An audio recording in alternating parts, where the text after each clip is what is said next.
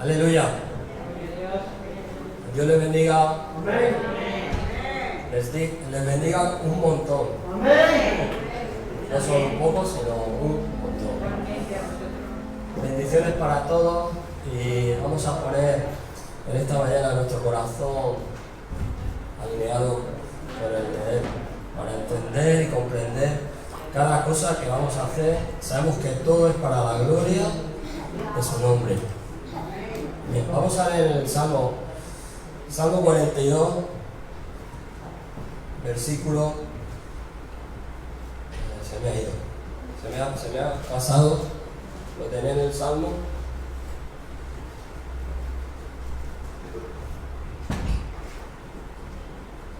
Salmo 4, versículo 4.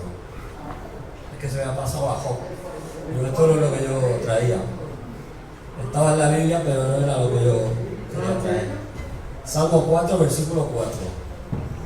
Y lo voy a leer en una versión que es la traducción lenguaje actual o traducción viviente. Dice en la versión lenguaje actual, dice: cuidado, no pequen más. Cuando llegue la noche y se acuesten a dormir, pónganse a pensar en todo lo que han hecho.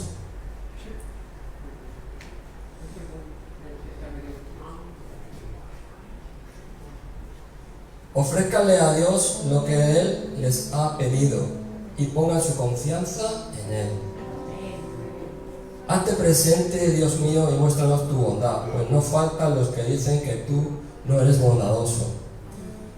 Y dice en el 7, hay muchos que son felices comiendo y bebiendo de más, pero yo soy muy feliz porque mi alegría viene de ti. Es una traducción que nos da otro, aunque yo soy de los tradicionales, me gusta siempre los originales, pero muchas veces cuando cambias de versión te das cuenta como ese significado también se puede interpretar de otra forma sin perder realmente la importancia de lo que nos quiere decir. Porque hay veces que hay traducciones que cuando los lees se han perdido toda la fuerza. Dice así, dice: cuando me acuesto, me duermo enseguida porque solo tú, mi Dios, me das tranquilidad. En otra versión, en la primera, la Reina Valera dice, en el 7, tú diste alegría a mi corazón, mayor que la de ellos cuando abunda su grano y su mosto. Y en el 8, este versículo está en el original, en el primero, en la versión dice: en paz me acostaré y asimismo dormiré, porque solo tú, Jehová, Dios, me haces vivir confiado. La versión que siempre hemos leído, pero damos cuenta en la otra versión que dice: yo me acuesto tranquilo y me duermo enseguida, pues tú, Señor, me haces vivir confiado. Cuando tenemos problemas y cuando tenemos dificultades, hay veces que uno se acuesta y dice: no me puedo quedar dormido. Pero aquí en el Salmo dice: yo me acuesto tranquilo y me duermo enseguida porque tú, Señor, me haces vivir confiado. ¿Qué nos está diciendo? Que cuando tú te acuestas con intranquilidad, con ansiedad, no puedes conciliar el sueño, pero cuando tú le dices al Señor: Señor, aquí está esto que tengo entre manos, este problema, aquí te lo dejo. Y enseguida viene Dios y te dice: dámelo. Pero nos cuesta muchas veces, aunque sean los problemas, nos cuesta decir: no puedo, Señor, solo tú eres el que puede. En la otra versión dice en el 7, me has dado más alegría que los que tienen cosechas abundantes de grano y de vino nuevo. Pero dice en el 8, en paz me acostaré y dormiré, porque solo tú, oh Dios, me mantendrás a salvo. ¿Qué nos está diciendo el Salmo? Nos está diciendo que cuando tú veas a tu dormitorio, cuando te acuestas, sabemos que tu sueño va a ser benévolo, vas a descansar, porque no vas a descansar en ti, sino vas a descansar en Dios. ¿Amén? Vamos a orar, vamos a dar las gracias, Padre Santo. Te bendecimos, Señor, porque sabemos que, como dice en el versículo 8, en paz me acostaré y asimismo dormiré, porque solo tú me haces vivir confiando en ti, Señor. Cuando nuestra confianza está en ti, Señor, todo desaparece, Padre Santo. Todo deja de dar Señor, la ansiedad y quitar el sueño, porque dormimos en ti, Padre Santo. Te damos las gracias, Señor, en el nombre de Jesús. Amén.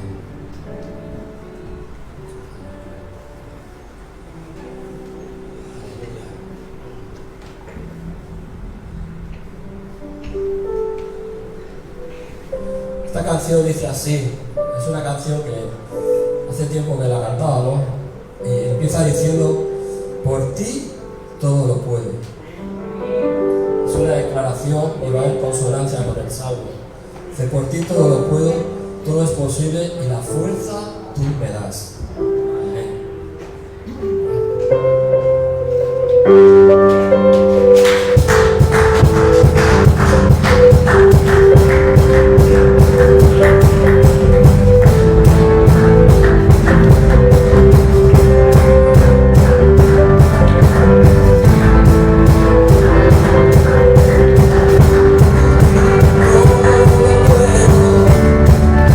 Todo es posible.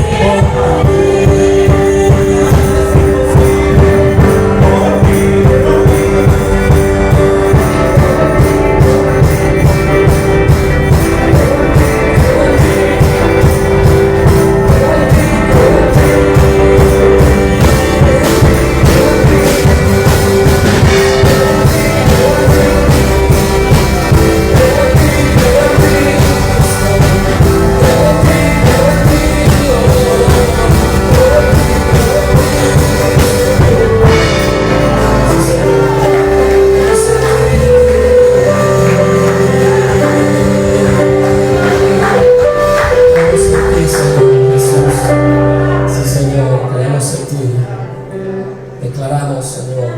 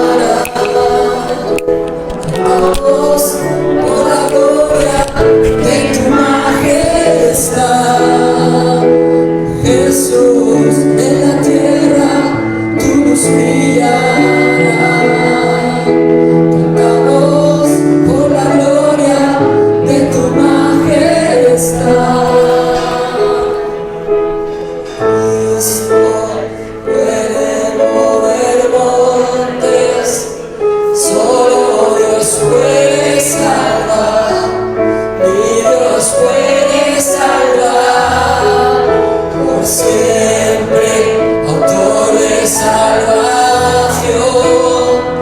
Jesús la muerte venció. En la muerte venció. Cristo. Aleluya, suena muy bien cuando se escucha a la iglesia. Suena muy bien. Eso quiere decir que estamos conectados. Amén. No solo estamos esperando que otro nos dirija, sino que nosotros somos dirigidos. Aleluya. Sí, Señor.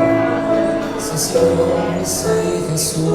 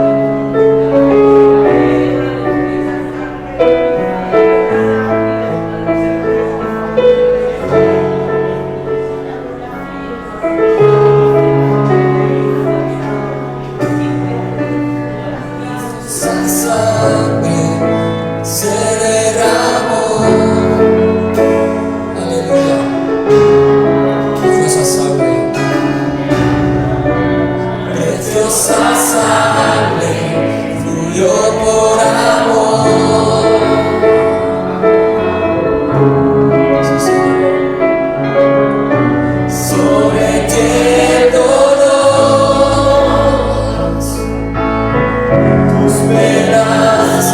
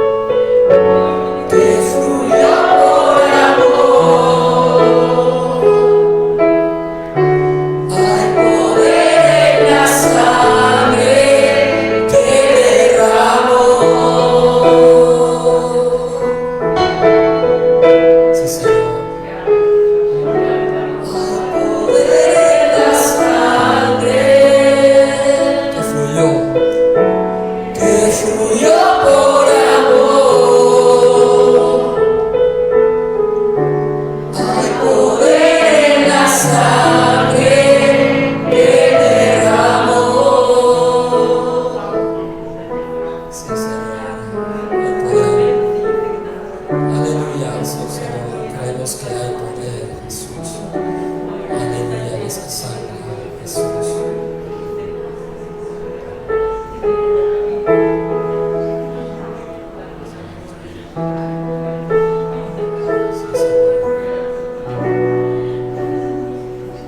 Sí, Señor.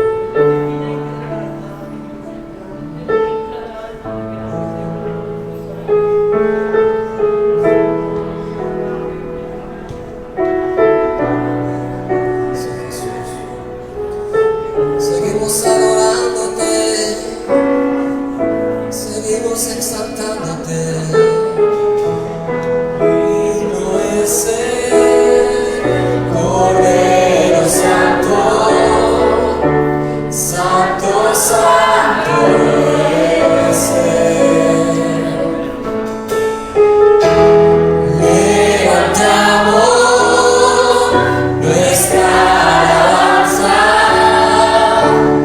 al que en el trono está. Santo, Santo, Santo, Dios Todopoderoso, ¿quién fue, quién es y quién vendrá? La creación le canta y damos gloria a Él. Tú eres digno por siempre y siempre.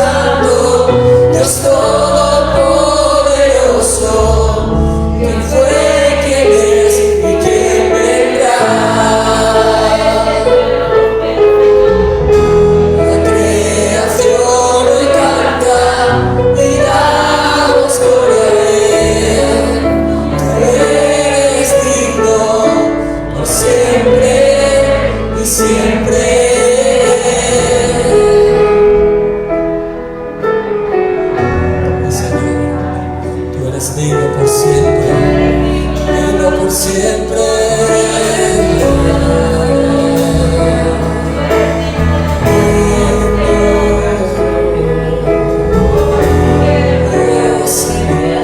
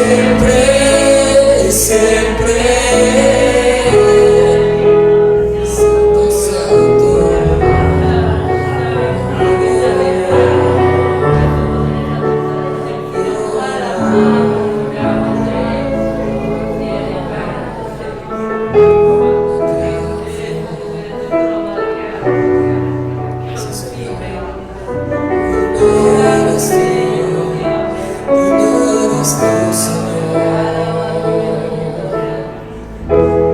La creación me canta y damos gloria a Él. Tú eres digno por siempre y siempre. Santo, santo, santo, Dios todopoderoso, ¿quién fue, quién es y quién vendrá? La creación te canta y damos gloria a Él. Tú eres digno por siempre y siempre. Sí, Señor. Sí, Señor. Seguimos alabándote a ti, Jesús. Abre tu boca, abre tu boca. Abre tu boca y dile lo que hay dentro de tu corazón. Estás agradecido. Aleluya, aleluya. Gracias, Señor. Gracias, Jesús. Te exaltamos tu nombre, Señor. Aleluya, aleluya, aleluya. Confiesa lo que Él ha hecho por ti. Aleluya. Gracias, Jesús. Gracias, Jesús.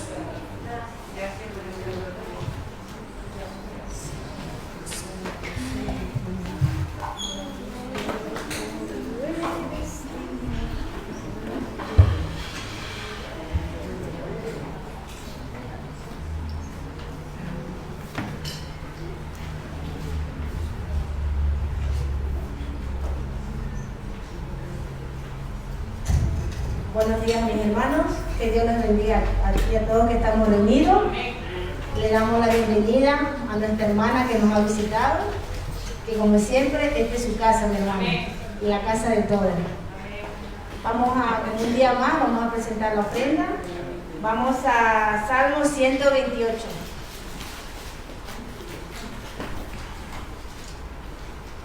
Cuando digan que lo tengan, me dicen amén. Y como siempre nos ponemos de pie, porque la palabra, como siempre, con excelencia. Amén. Amén. Nos ponemos de pie, por favor.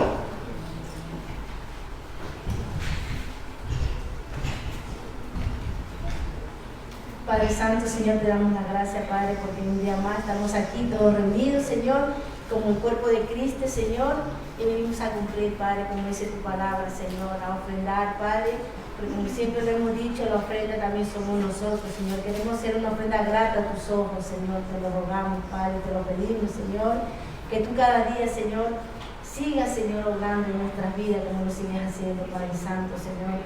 Y por eso te damos la gracia, Padre, porque sin ti no podemos, Padre. Te necesitamos, Señor, cada día. Así como necesitamos ofrendar, Padre, también te necesitamos a ti, mi Dios amado. A cada momento, a cada instante de nuestra vida, no podemos andar sin ti, Padre. Y por eso te damos la gracia, Padre, por tu misericordia, por tu bondad, por ese amor tan infinito que tú derramas en nosotros, Señor. Amén. Amén. Bienaventurado todo aquel que teme a Jehová, que anda en sus caminos. Cuando comieras del trabajo de sus manos, bienaventurado serás y te irá bien. La mujer será como la vid que lleva fruto a los lados de tu casa. Tus hijos como planta de olivo alrededor de tu mesa. He aquí que así será bendecido el hombre que teme a Jehová.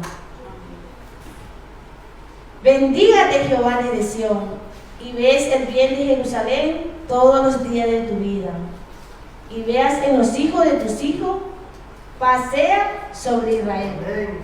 Es corto, hoy ya es corto, pero como siempre digo a mis hermanos, para mí mis preferidos son los salmos y los proverbios, porque nos dan mucha enseñanza. Aunque sabemos que toda la palabra nos enseña, hermano.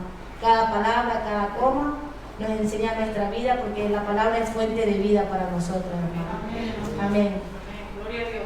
Amén.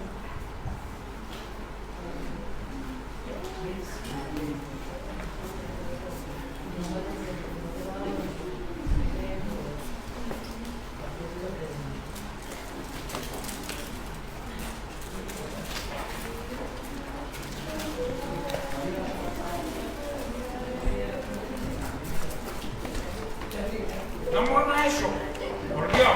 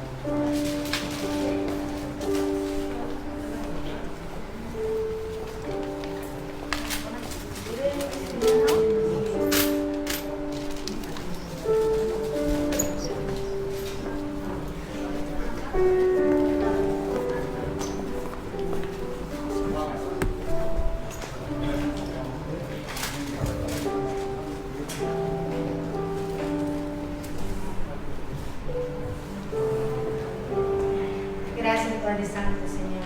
Gracias porque hemos cumplido, como antes lo dije, Señor, con tu palabra, Señor.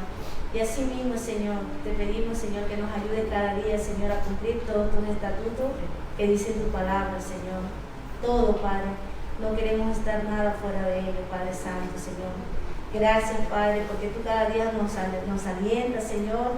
Nos das esos frutos del Espíritu que queremos tener, Padre. Todos los frutos del Espíritu Santo los anhelamos, Padre. Y sé que tú nos los vas a dar, Señor, porque tú cada día tratas con nosotros, Señor. Y eso te damos gracias, Padre. No me cansaré de decirlo, Padre. Y lo seguiré repitiendo cuantas veces sea, Señor. Trata con nosotros, Padre. Trata con cada uno de nosotros, Padre. Porque queremos vivir en santidad, Padre. Porque queremos estar en tu presencia, Padre amado, Señor. Lo anhelamos y lo queremos, Padre Santo, Señor. Gracias, Padre. Ahora nos vamos a disponer de tu palabra, Señor. Y como también siempre lo digo, que esa palabra penetre en nuestros corazones, Señor. Que la tengamos aquí, Padre, para ser hacedores de ella, Padre. Porque eso queremos también, Señor. Hacedores de tu palabra, no más oidores, Padre Santo, Señor. Queremos cumplir, Señor, todo lo que dice aquí, Padre. Porque queremos ser gratos a tus ojos, Papito Dios, Señor. Gracias, Padre. Gracias por todo,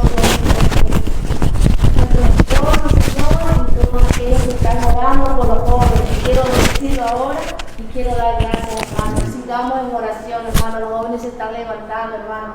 Todos los fines de semana, todos los sábados, se ve como los jóvenes están teniendo ese anhelo, ese deseo de ser hermano.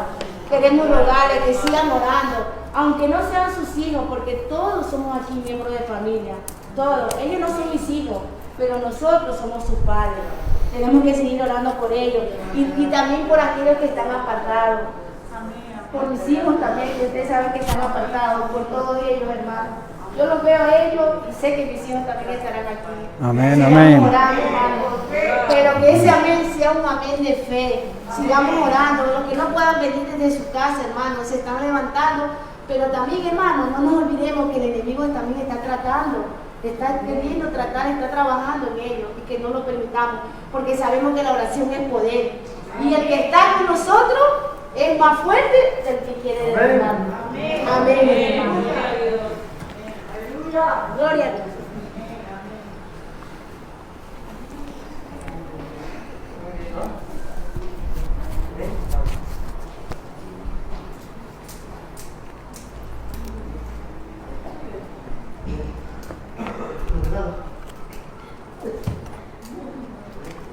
Gloria a Dios. Dios es bueno, esto no va. ¿Va? Mira, ves que están fallando esta mañana, va la cosa con el sonido y la retransmisión. Jorge me ha movido llevaba media hora enfocándola y llega Jorge, me la mueve y ala. No se puede transmitir.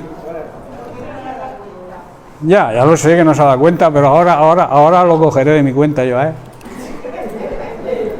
Bien, ¿va el micro? ¿Se oye bien? Gloria a Dios. Dios es bueno. Qué bueno es Dios. Qué bueno estar de nuevo los hermanos juntos. Supongo que en armonía, ¿no? ¿Hay alguien que no se lleve bien con alguien? ¿Estamos todos en un mismo sentir? ¿Hay alguien enfadado con su esposo, su esposa, su padre, su madre, su hermano? Pues el momento de arreglarlo, ¿no? Hoy es el día del Señor y tenemos que venir a Él con un corazón limpio, puro y sin ninguna carga, porque cuando alguien está mal con alguien no está bien. Hay como una carga pesada ahí que hay que quitarla. Y esa carga se quita con el perdón, pidiendo perdón si es necesario. Al ser humano le cuesta mucho pedir perdón, pero es una necesidad. Como cristianos debemos practicar el perdón. Todos fallamos, todos tenemos nuestras dificultades y tropezamos. El camino está lleno de piedras, como aquel que decía, y dice, pues tú se ve que tropiezas con todas. Entonces tenemos que llevar ojo y esquivando esas piedras y aceptar el perdón también. Cuando alguien se dirige a ti de una forma humilde y te pide perdón. Pedir perdón, hermano, no es decirle, hermano, si te he ofendido, perdóname. Eso no es pedir perdón, ¿eh? Eso es querer justificarte. Pedir perdón es decir, hermano, me he equivocado contigo y te pido perdón. Amén. Bien, pues hoy quiero tratar un nuevo tema. Vamos a comenzar un tema nuevo. Yo considero que es un tiempo, aunque este mensaje, esta serie de mensajes ya los prediqué en el año 2017. Supongo que nadie se acordará. Aparte de que muchos son nuevos, no estaban en ese año. Pero ese es un tema que repasando mis apuntes y mis notas, salió a la luz y me dijo el Señor, esto quiero que prediques de nuevo. Esto es necesario que empieces a predicarlo. Y no es otra cosa que la iglesia que Dios quiere que seamos. Ese, digamos, es el título. Estaré varias semanas seguramente. Es el título de estas meditaciones, de estas enseñanzas. Dios quiere una iglesia, pero quiere una iglesia con unos parámetros y unos topes, unas líneas rojas que la iglesia no puede traspasar. Hoy se habla mucho de líneas rojas en política y todo esto, pero en la iglesia también hay unos topes, unas limitaciones, unos principios básicos y elementales que debemos cumplir como iglesia de Jesucristo que somos. Dios lo exige. O sea, en otras palabras, lo que debemos hacer a los ojos de Dios como su iglesia que somos. Y quiero hacer énfasis en iglesia verdadera, porque no todo el que se llama iglesia es iglesia. No todos aquellos que dicen que son la iglesia de Jesucristo son iglesia de Jesucristo. Hace poco también estuvimos tratando el tema de las falsas doctrinas, los falsos maestros, que creo que os acordaréis, ¿no? Porque eso hace menos años, eso fue hace una semana. O sea, de eso creo que está en la mente, está fresco. También la visión que la iglesia debe tener en los tiempos que estamos atravesando. Sobre todo esto vamos a tratar las próximas semanas. Y quiero basar esta meditación en unos versículos que están en Apocalipsis, capítulo 19, versículos 7 y 8, donde vemos que Juan oyó un clamor de una gran multitud en el cielo que decía: gocémonos y alegrémonos y démosle gloria. ¿A quién? Al Cordero, al Hijo de Dios, a Jesucristo nuestro Salvador. Gocémonos, alegrémonos y démosle gloria, porque han llegado, el tiempo ha llegado de las bodas del Cordero. Y su esposa se ha preparado, y a ella, a su esposa, a su iglesia, a ti y a mí, se le ha dado el privilegio, a esa iglesia que Cristo edificó, se le ha dado el privilegio, se le ha concedido que se vista de lino fino, limpio y resplandeciente, el lino blanco y puro de la mayor calidad, de la más calidad posible. Porque el lino fino representa las acciones las obras buenas, justas de los santos. La vida justa, la vida correcta, la forma de vivir del pueblo santo de Dios es lo que representa el lino fino aquí, que ahora explicaré el lino y su etimología y de dónde procede y todas estas cosas, porque es importante. Cuando la Biblia nos compara con algo, debemos analizar ese algo y trae una gran enseñanza, ahora veréis. Entonces, el lino fino representa las buenas acciones, las buenas obras de la Iglesia. O sea, y esas obras tienen que ser de la máxima calidad. El lino fino y resplandeciente que Juan oyó que la multitud clamaba, que deberíamos ser ese pueblo santo, esa iglesia santa. Santa significa transformada, apartada y dedicada a servir a Dios. Ahora quiero hablaros un poco, como he comentado, del lino. El lino es un material que se extrae de la misma planta del mismo nombre, de la planta del lino. Egipto es reconocido como el productor del lino más fino y más preciado que existe. Pero la historia también señala a la India y a Mesopotamia. Mesopotamia hoy es Irak, parte de Siria y Turquía, precisamente donde más persecución hay de los cristianos. Qué tremenda paradoja, ¿verdad? Y estos lugares eran los lugares donde primera vez se empezó a procesar la planta del lino. También se reconoce a Egipto como el mayor productor entre los más antiguos. El volumen de producción de la planta era extraordinario y en Egipto las plantaciones eran enormes. Como resultado natural, de aquí la bendición del Nilo, como resultado natural de las inundaciones que cada año produce el río Nilo, que riega todas las riberas del río y entonces se puede producir, y entonces utilizaban esas inundaciones para hacer grandísimas plantaciones de lino y luego venderlo a un gran precio. El lino de Egipto era de tan excelente calidad que también se empleaba en fabricar cortinas, colchas y cosas delicadas de gran precio. En la fabricación del éfod, no sé si sabéis lo que es el éfod. El éfod es la prenda ornamental que vestían los sacerdotes hebreos y siempre en esas prendas se prefería el lino. Había dos clases de éfod, el de los sacerdotes, sencillo, un éfod sencillo, y el otro adornado con broches de oro y anillas para sujetar el racional. El racional era la ornamenta del sumo sacerdote para entrar en el lugar santísimo. Y ahí, en esas piedras preciosas, estaban grabadas los nombres de las 12 tribus de Israel. También muchas de las túnicas tan populares entre los hebreos se tejían con lino de la mayor calidad. Y se usaba para las mitras. Una mitra era las togas, las prendas que cubrían la cabeza en las grandes solemnidades.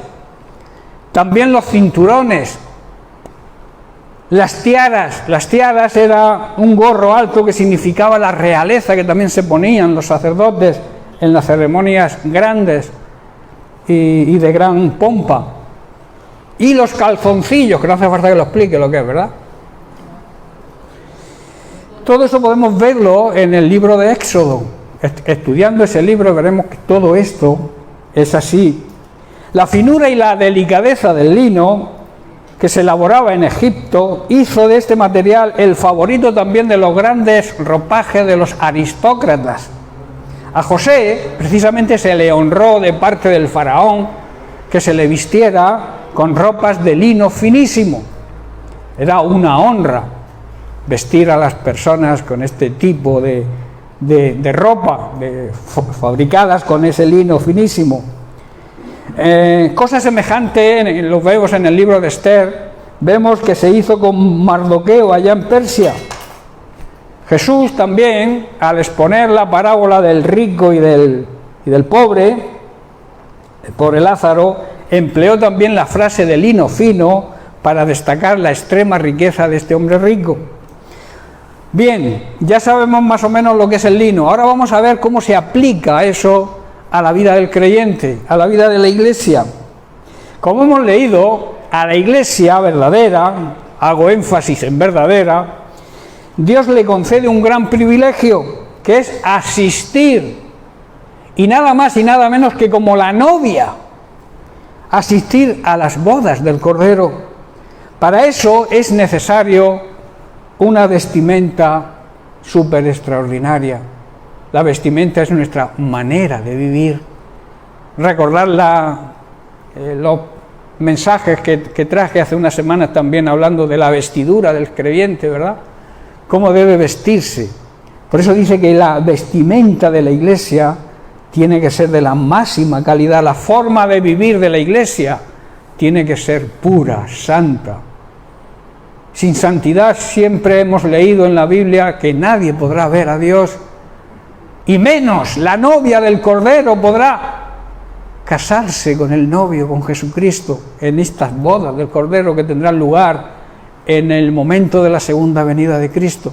En ese tiempo también se producirán las bodas, esas bodas del novio Jesucristo con su iglesia. Y para eso tenemos que vivir de una manera diferente a cómo vive el mundo y la sociedad en que vivimos.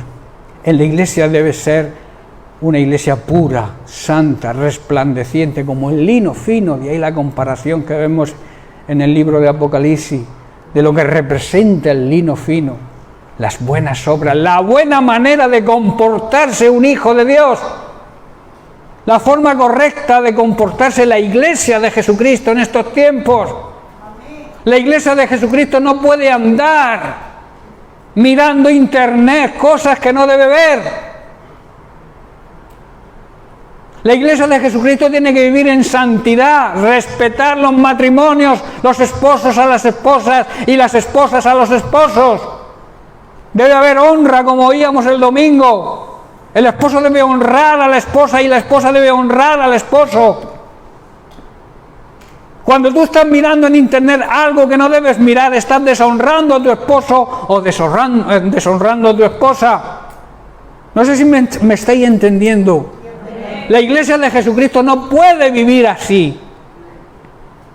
El lino fino representa las buenas obras, el buen comportamiento de la iglesia. Y si tú quieres ser la esposa del Cordero, tienes que presentarte con esa vestimenta limpia. Para eso está la sangre de Cristo que nos lava, nos limpia de todo pecado. Agárrate a eso.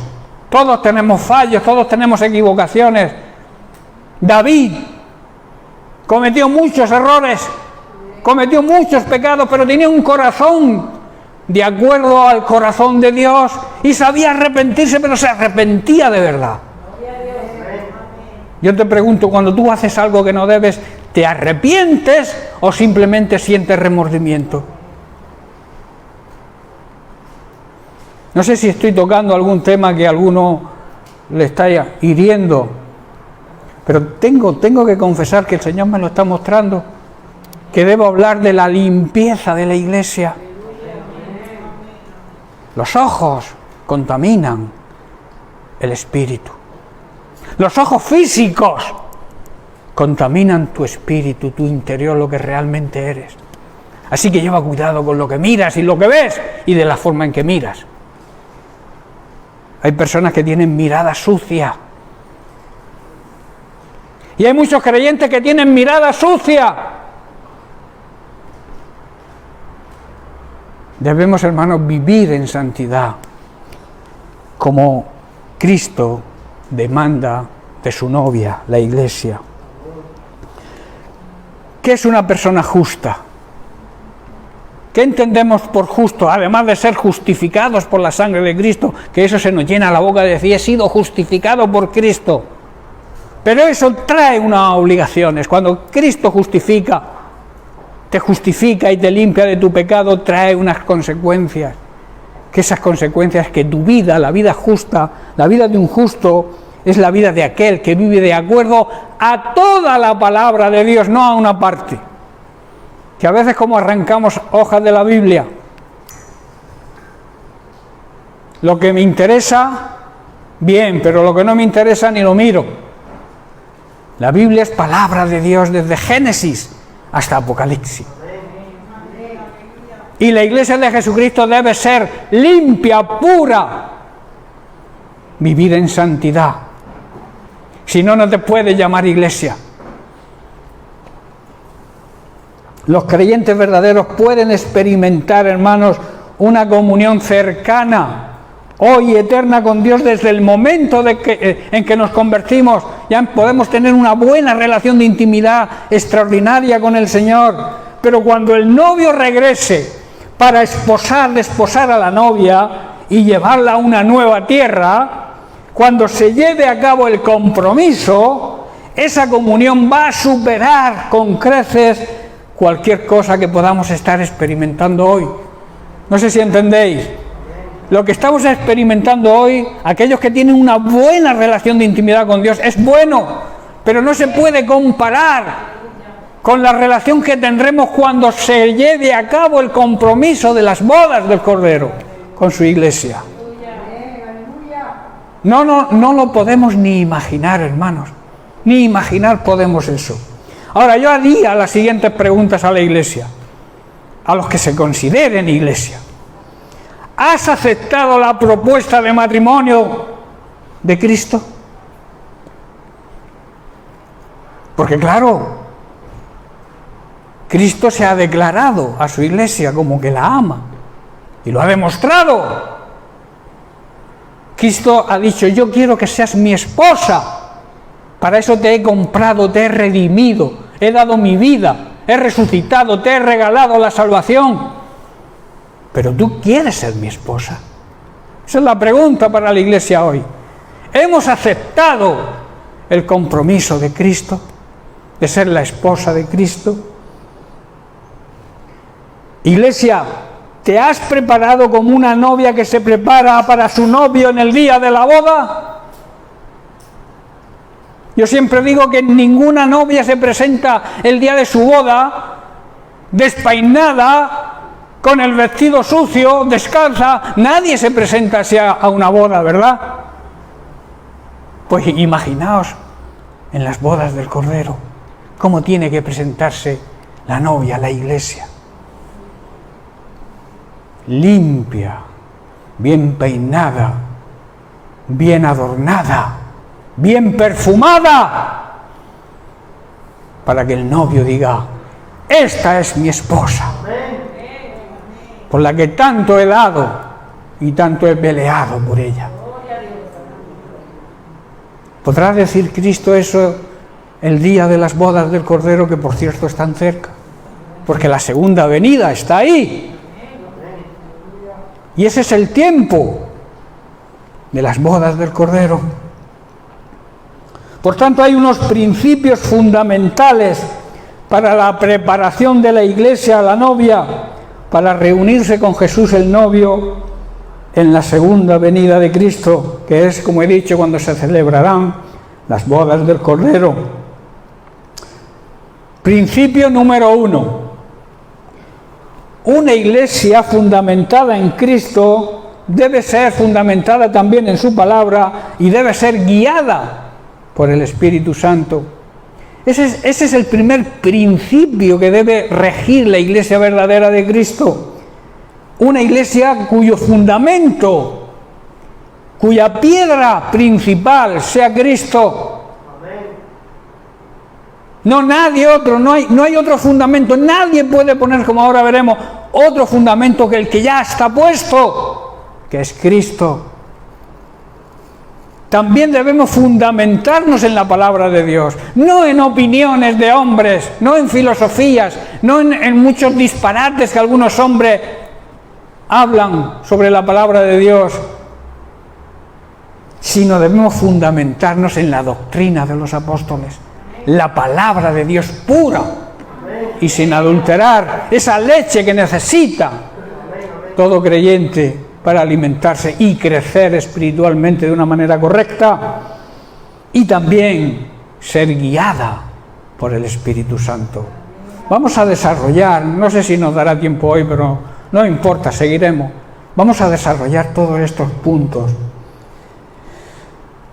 y estas consideraciones. La primera, Cristo es el fundamento. ¿El fundamento? ¿Qué es el fundamento? Donde nos fundamentamos para empezar algo, ¿verdad? Es como se le podría decir el cimiento de una obra. La piedra angular que los arquitectos llaman, esa piedra, que sobre esa piedra se levanta el edificio. Si no existe esa piedra angular, esa piedra principal, el edificio se puede venir abajo, ¿verdad? Entonces, Isaías, capítulo 28, versículo 16, dice: por tanto, el Señor dice de esta manera: he aquí yo he puesto en Sión. Sión, el Sión espiritual, hoy es su iglesia. He puesto por fundamento, por cimiento, una piedra, pero una piedra que ha sido probada, una piedra principal, preciosa, de gran precio, de un cimiento estable. Y añade: el que creyere, no se apresure, no se agobie, porque está sentado, está basado en el principio, en el principal cimiento que es necesario para edificar nuestra vida cristiana. Dicho de otra manera, en otra traducción dice: por tanto, esto dice el Señor que es soberano. Miren, presten atención, he puesto una piedra por cimiento en Jerusalén, en su iglesia hoy. Una piedra sólida y probada. Es una piedra preciosa sobre la cual se puede construir con seguridad. Hoy en día se habla mucho de inseguridad. Las personas no están seguras de nada. Y más con estas nuevas ideologías que están metiendo los jóvenes, están perdiendo hasta su propia identidad. No están seguros si son chicos, si son chicas, lo que van a ser. Todo esto son los disparates que comentaba antes, que el hombre, el ser humano, fundamenta en sus pensamientos. Un pensamiento, una idea, no es biología, como expresaba el otro día, no sé si lo habéis oído en un Pan de Vida diario. La biología va en contra de la ideología. Biológicamente se nace niño o se nace niña. Ahora, una idea de un espabilado por ahí, de un, yo qué sé, de un zumbao, porque no se puede llamar de otra manera a alguien que diga que un niño puede cambiarse a niña o una niña a un niño, cuando biológicamente eso es imposible. Pero son ideas. Y las ideas chocan con la biología. Esto está demostrado. No hablo ya de un tema espiritual, sino de un tema real, la biología como una ciencia. La biología no admite más sexos que hombre y mujer, porque la biología es la ciencia que estudia a los seres vivientes, a los seres que tienen vida. Bien, pero eso es otro tema. Bueno, da seguridad. Esa piedra angular nos da seguridad. Y dice: el que crea jamás será sacudido. Y en Efesios capítulo 2, versículo 20, Pablo también habla de este cimiento sólido, de esa piedra principal donde podremos edificar nuestra vida cristiana. Dice así: edificados sobre el fundamento ¿de qué? De los apóstoles. La doctrina que los apóstoles recibieron del propio Jesús. Y dice: y los profetas, siendo la principal piedra de ángulo Jesucristo mismo. Toda aquella vida cristiana que no esté fundamentada en la roca que es Cristo, es una vida insegura. Cualquier tormenta puede derrumbar esa vida. Pero si tú estás edificado sobre la roca, sobre Cristo, te vendrán los mismos problemas como ahora veremos, te vendrán las mismas dificultades, pero esa casa, esa vida no va a caer, no va a ser sacudida, como dice el profeta Isaías. En Lucas capítulo 6, versículos 46 al 49, Jesús declara: ¿por qué me llamáis Señor, Señor, y no hacéis lo que yo os digo? ¿Por qué me llamáis Señor, Señor? ¿Por qué muchos creyentes oran, Señor, Señor, concédeme esto, dame esto, necesito esto, pero no obedecen su palabra? Es lo que está diciendo Jesús. ¿Por qué me llamáis Señor? ¿Por qué me llamáis que soy vuestro dueño, pero no me obedecéis? Versículo 47. Todo aquel que viene a mí y oye, oír en la Biblia significa también obedecer y prestar atención, oye mis palabras y las hace, os indicaré a quién es semejante. Versículo 48, semejante es al hombre que al edificar una casa cavó y ahondó y puso el fundamento ¿dónde? Sobre una roca. Y cuando vino una inundación, el río dio con ímpetu contra aquella casa, pero no la pudo mover, porque estaba ¿qué? Fundada, cimentada sobre la roca. Y el versículo 49, mas el que oyó y no hizo. Hay muchos oidores, hermanos, y pocos hacedores. El problema de hoy en día en la iglesia es esa, que oímos, pero no hacemos caso. Oidores olvidadizos, como decía el apóstol Santiago. Oímos, pero predíqueme usted, Padre, por aquí me entra y por aquí me sale. Oidores, pero no hacedores. Y la Biblia enseña que debemos ser hacedores de la palabra de Dios. Dice, y entonces este hombre fundó su casa sobre la arena. Y vino el río con ímpetu y luego cayó. ¿Y qué dice? Fue grande su ruina. Fue grande la ruina de aquella casa. Hermanos, el ser humano solo tiene dos maneras de edificar. Solo tiene dos maneras de planificar su vida. Solamente tiene dos cimientos, dos fundamentos, dos pilares.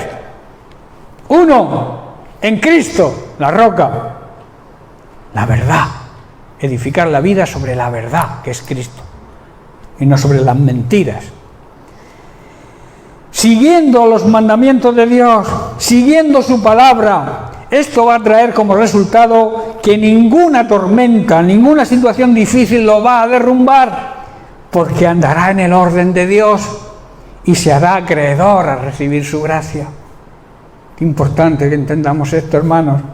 Esa es la primera manera de edificar. La segunda, puedes hacerlo de esta manera, confiar, poner tu fundamento, tu cimiento en lo que el mundo ofrece, en el mundo. Construir y edificar nuestra vida sobre lo que nos ofrece este sistema mundano que vive de espaldas a Dios. Esto es edificar sobre la arena, sobre la mentira. Porque ¿quién gobierna este mundo? ¿Quién es el príncipe de este sistema mundano que no cree ni acepta a Dios? Satanás. ¿Y quién es Satanás? El padre de la mentira. Por eso puedes edificar tu vida en la verdad, en Cristo, o en la mentira, que es Satanás, que es el príncipe de este mundo. No hay dos opciones, o sea, no hay más opciones que esas dos.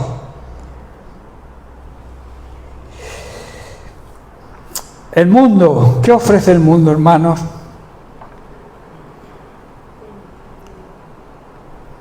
Pecado, contaminación, tinieblas, ignorancia, engaño. Eso es lo que ofrece este mundo, este sistema mundano. ¿Y qué ofrece Cristo? Paz, paz con Dios, esa paz que sobrepasa todo entendimiento, esa seguridad que nos da estar en las manos del Señor, esa seguridad que nos da edificar sobre Cristo, edificar sobre la verdad. En 1 Corintios capítulo 3, verso 11, Pablo declara: porque nadie puede poner otro fundamento que el que ya está puesto, el cual es Jesucristo. Hermano, nadie puede poner otro fundamento, otro cimiento, por delante de Cristo y llamarse cristiano. Si tú pones otra cosa en tu vida como fundamento que no sea Cristo, no te permita llamarte cristiano, porque no lo eres. Porque el cristiano verdadero pone a Cristo como fundamento de su vida. Basa su vida en la palabra de Dios, que es Cristo, el Verbo hecho carne. Jesucristo es la palabra, el Verbo de Dios hecho un ser humano. Y cuando tú pones tu vida, lo pones eso, la palabra de Dios la pones como el cimiento, la base de tu vida no va a ser derrumbada. Vendrán tormentas, claro que vendrán tormentas. Lo mismo que al que edifique sobre la mentira también le vendrán tormentas. Pero si tú estás edificado sobre la verdad, sobre la roca, sobre la palabra de Dios, sobre Cristo, tú no vas a caer. Porque estás bajo la gracia de Dios. Estás bajo el poder que te capacita para superar cualquier dificultad y cualquier problema, por muy grande que sea. Esa es la gracia de Dios, hermanos, y yo creo que se merece un aplauso.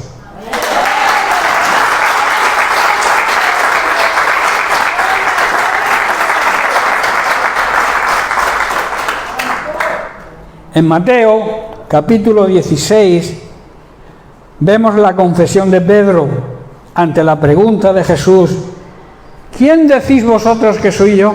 Recordáis el pasaje, ¿verdad?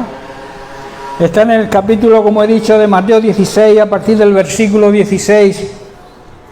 Dice: respondiendo Simón Pedro dijo: tú eres el Cristo, tú eres el Mesías, tú eres el enviado de Dios para la salvación del ser humano, el Hijo del Dios viviente, el Hijo que vive y da vida. Versículo 17. Entonces le respondió Jesús: bienaventurado, dichoso, bendecido, feliz, gozoso eres, Simón, hijo de Jonás, porque no te lo reveló carne ni sangre, no te lo reveló ningún ser humano, sino mi Padre que está en los cielos. Tremendo, ¿verdad? Versículo 18. Y yo también te digo, tú eres Pedro. Ahí se emplea la palabra Petros, que significa piedra. Y sobre esta roca, aquí en cambio no se utiliza Petro, se utiliza Petra, que significa roca. Sobre ese fundamento que has confesado, sobre esa confesión que has hecho, que yo soy el Hijo de Dios y que el Padre te lo reveló, sobre esa confesión voy a edificar yo mi iglesia. La iglesia de Cristo está edificada sobre la experiencia que debe tener todo ser humano y todo reconocimiento de que Jesucristo es el Hijo de Dios vivo. Las llaves no se le dieron a Pedro, se le dieron a la iglesia. Porque Pedro fundamentó lo que el Padre le había revelado, que Jesucristo era el Hijo de Dios viviente. Y en esa confesión se basa la vida cristiana, hermano. La Iglesia Católica ha cambiado el tema. Dicho que Pedro tiene las llaves. Pedro no tiene las llaves. Porque mirad lo que dice el versículo 19. Y a ti, a esa iglesia que yo he levantado, te daré las llaves del reino de los cielos. Y todo lo que atares en la tierra será atado en los cielos. Y todo lo que desatares en la tierra será desatado en los cielos. ¿Qué quiere decir esto? Quiere decir que el cielo siempre va a respaldar lo que haga su iglesia verdadera. Eso es lo que está diciendo. Si tú eres iglesia verdadera, todo lo que hagas, el cielo lo va a respaldar.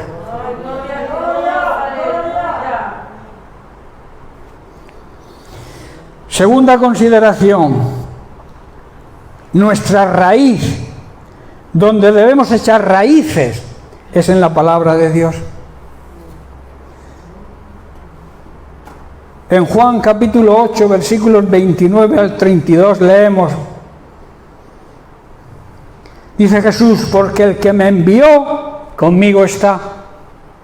No me ha dejado solo el Padre no deja solo nunca al Hijo. si tú eres hijo de Dios, nunca estarás solo. Dios está de tu parte, Dios está contigo, Dios camina contigo. También la Biblia dice que nosotros somos la morada, el templo donde habita el Espíritu Santo. Y el Espíritu Santo es Dios. O sea que Él está con sus hijos. No los deja. Lo mismo que dice Jesús, a mí no me dejó mi Padre. ¿Por qué no lo dejó el Padre? Dice, porque yo hago siempre lo que le agrada. ¿Quieres que el Padre te acompañe siempre? ¿Quieres que Dios esté siempre de tu lado? Haz lo que le agrade a Él. Y siempre lo tendremos a nuestro lado. No es difícil entender la Biblia, si queremos entenderla, claro. Si tú quieres que el Padre camine contigo, tienes que hacer las cosas que a Él le agradan. Versículo 30. Hablando estas cosas, muchos creyeron en Él. Entonces dice el versículo 31, dijo entonces Jesús a los judíos que supuestamente habían creído en Él, si vosotros, y esto es también para hoy, para nosotros, para su iglesia, si vosotros permanecéis en mi palabra, si sois fieles a mi palabra, si sois obedientes a mi palabra, seréis verdaderamente mis discípulos. ¿Qué quiere decir? Demostraréis que sois mis discípulos. Demostraréis que habéis aprendido de mí. Porque un discípulo es aquel que aprende de un maestro. Nuestro maestro es Jesucristo. Y vamos a demostrar que verdaderamente hemos aprendido de Él obedeciéndole. No hay otra manera. Versículo 32. Y conoceréis la verdad. Y la verdad que dice, os hará libres. ¿De qué nos hace libres Dios? ¿De qué nos hace libre la verdad? ¿De qué nos hace libre Jesucristo? De la mayor atadura que el ser humano tiene hoy en día, que es la atadura del pecado. ¿Tú quieres ser libre del pecado? Ten intimidad. Conocer la verdad significa tener intimidad con Jesús, tener intimidad con Dios. Cuando tú tienes esa intimidad, esa relación íntima con el Señor, esa verdad te va a hacer libre de la mayor atadura que existe, que es la atadura del pecado. Y también de cualquier otra atadura, pero claro, ¿de qué te sirve que te desates de la droga si sigues pecando? ¿De qué sirve que te desintoxiques del tabaco si sigues pecando? La prioridad es dejar la esclavitud del pecado y detrás viene todo lo demás. La verdad, Cristo te va a hacer libre. Jesús explica este versículo, precisamente este versículo, de la siguiente manera en Juan 8:34, en el versículo 34. Jesús contestó, les digo la verdad. Jesús siempre hablaba la verdad, Él era la verdad personificada. Todo el que comete pecado, todo el que practica el pecado de forma habitual, es esclavo del pecado. Ahí está explicando el versículo 32 que dice, conoceréis la verdad y la verdad os hará libres. El mismo Jesús lo explica. Aquel que está atado al pecado, aquel que peca continuamente, aquel que tiene la adicción al pecado, es esclavo del pecado y de las consecuencias, claro. Jesús aquí está diciendo que si realmente le conocemos, si tenemos esa intimidad con Él que debemos tener, si somos fieles a su palabra, seremos libres de esa mayor esclavitud que es el pecado.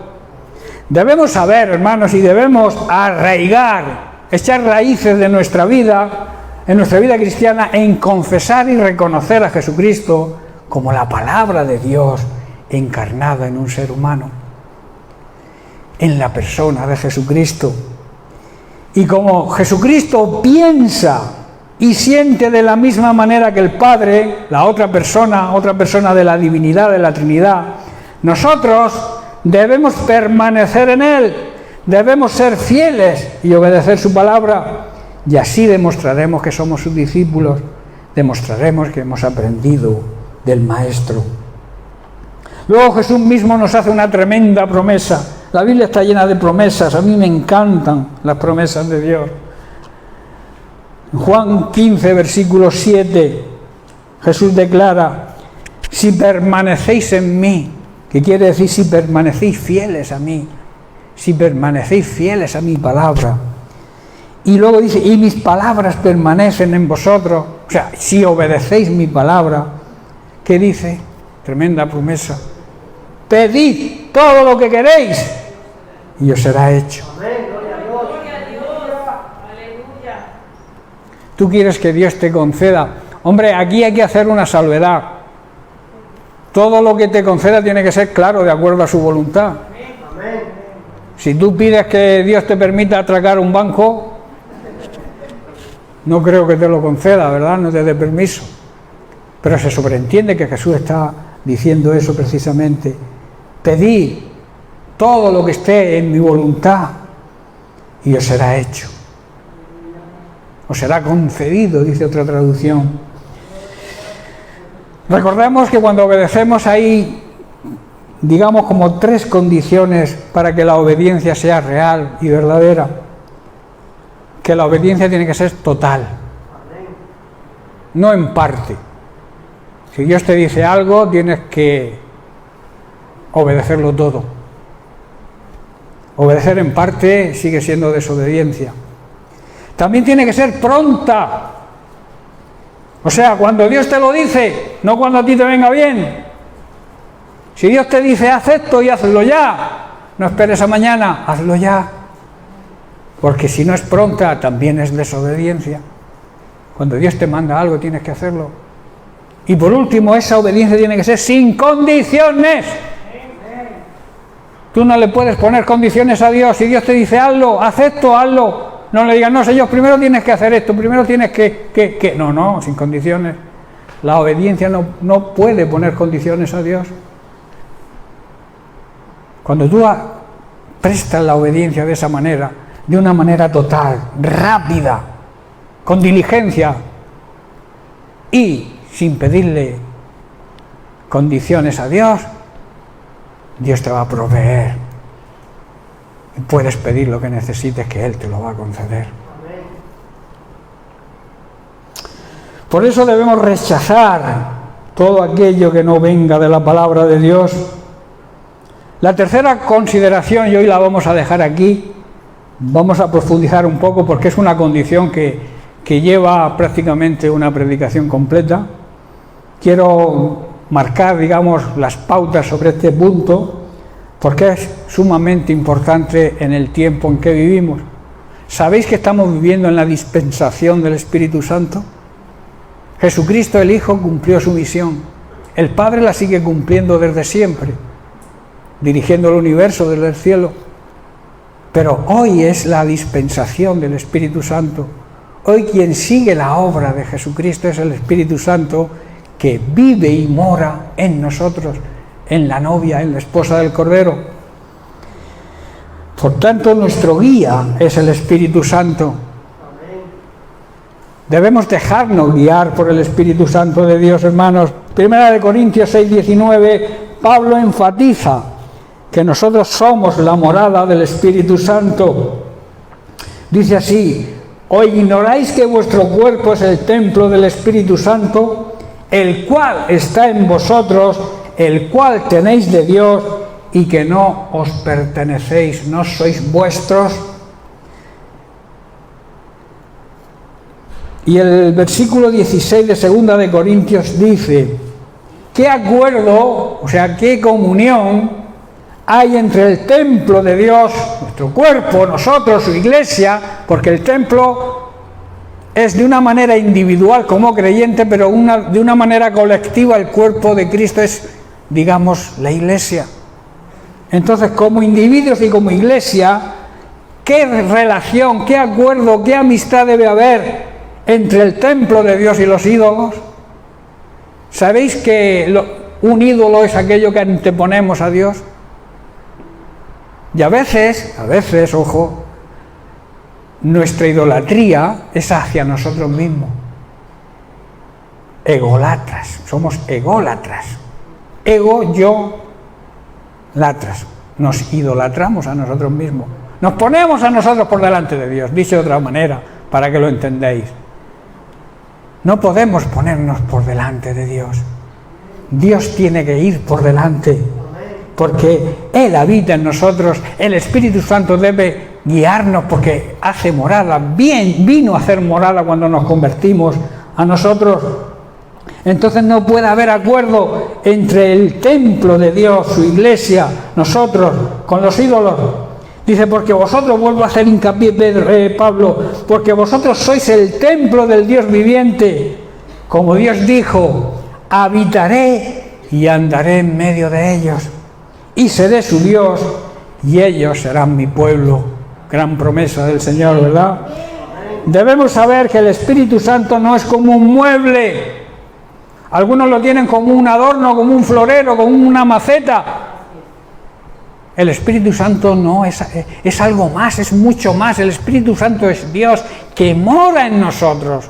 Ese privilegio no lo tenía la iglesia primitiva, porque estaban en la dispensación del Hijo de Jesucristo. Hoy nosotros tenemos el gran privilegio de ser el templo donde habita Dios, donde habita el Espíritu Santo. Entonces, no podemos tenerlo como un simple mueble, un adorno, un florero. El Espíritu Santo tiene unas funciones que debemos permitir que ejerza. Y que debemos recordar que cuando no se lo permitimos se pone triste. Se constriñe, dice la Biblia en Efesios 4:30, cuando dice, y no contristéis al Espíritu Santo de Dios, con el cual fuisteis sellados para el día de la redención. Tremendo, ¿verdad? Tú y yo tenemos el sello del Espíritu Santo, la marca del Espíritu Santo, hemos sido sellados. Yo cuando oigo esto veo como la gente se pone un sello en la mano para entrar o salir a algún sitio, algún concierto, alguna cosa, ¿no? Muchas veces te ponen un sello, ¿eh? No sé si lo habéis experimentado vosotros, cuando habéis ido a algún concierto o que para poder entrar y salir te tienen que poner un sello. Pues nosotros somos sellados por el Espíritu Santo para tener acceso a la presencia de Dios. Qué tremendo, ¿verdad?